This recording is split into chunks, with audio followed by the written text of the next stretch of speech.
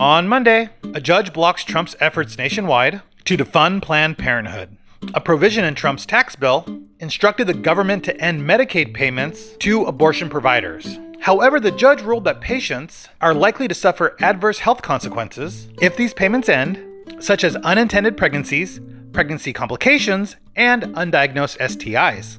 A spokesperson from Trump's health department said they strongly disagree with the ruling and that states should not be forced to fund organizations that have chosen political advocacy over patient care. The next day, the Justice Department files a misconduct complaint against federal Judge James Boasberg. Allegedly in March, Judge Boasberg told Chief Justice Roberts that the Trump administration would trigger a constitutional crisis by disregarding court rulings. These remarks came after Trump used the Alien Enemies Act of 1798 to deport 250 immigrants to El Salvador, despite Judge Boasberg ordering the planes to be turned around.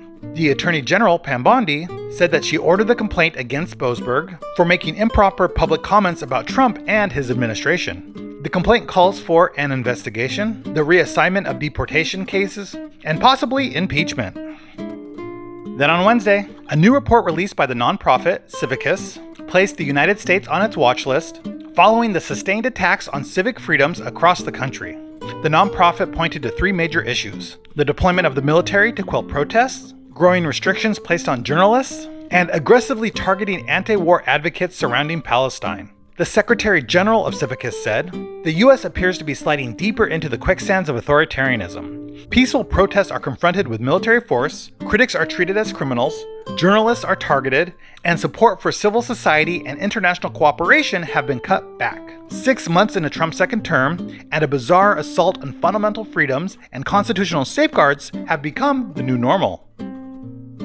The next day, the Smithsonian Museum removes references to Trump's 2 impeachments from an exhibit called Limits of Presidential Power. A spokesperson for the museum said other topics in the exhibit had not been updated since 2008, so they decided to restore the exhibit to its 2008 appearance, then went on to say that a future and updated exhibit will include all impeachments. Critics say that this is all part of Trump's effort to cut funding or force out anyone who does not comply with his executive orders or portrays him negatively. Then on Friday, Trump claimed that the weak job numbers were rigged, and then he fired the commissioner of the Bureau of Labor and Statistics, who was responsible for pulling the numbers together each month. Earlier in the day, the jobs report showed that only 73,000 new jobs were added in July, which is far less than expected. And the report adjusted numbers from the previous 2 months, which is a normal practice, and it reduced the total number of jobs added by 258,000. Critics of Trump's actions say that once again he provides claims that aren't supported by evidence, and that he's signaling to federal employees that they must release information that makes him look good, or else he will fire them. The next day, Trump tells Chuck Schumer to go to hell, as the Senate goes on a month-long recess without a deal to confirm dozens of Trump's nominees. In Trump's post, he said, "Tell Schumer, who is under tremendous political pressure from within his own party, the radical left lunatics, to go to hell. Do not accept the offer. Go home and explain to your constituents what bad people the Democrats are and what a great job the Republicans are doing and have done for our country." Critics of Trump's nominees say the process is slow because Republicans are unwilling to work with Democrats. And Democrats like Schumer say, "We have never seen nominees as flawed, as compromised, and as unqualified as we have right now." Finally, on Sunday, we learned overnight that Fox News host Jeanine Pirro was confirmed as the U.S. Attorney for D.C. by the Senate.